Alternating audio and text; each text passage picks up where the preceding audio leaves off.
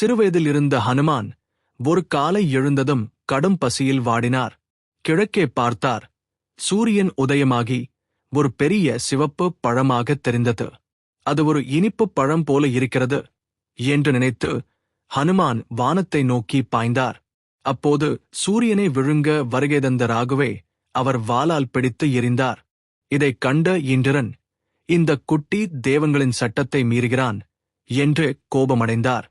அவர் இராவதத்தில் ஏறி தனது வஜ்ராயுதத்தை எடுத்து ஹனுமானின் தாடையில் தாக்கினார்.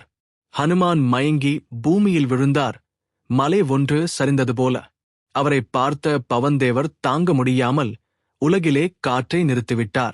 உலகமே மூச்சு திணறியது. அப்போது பிரம்மா மற்றும் தேவதைகள் வந்தனர். பிரம்மா ஹனுமானை உயிர்ப்பித்தார். இந்திரனும் தன் தவறை உணர்ந்து மன்னிப்பு கேட்டார்.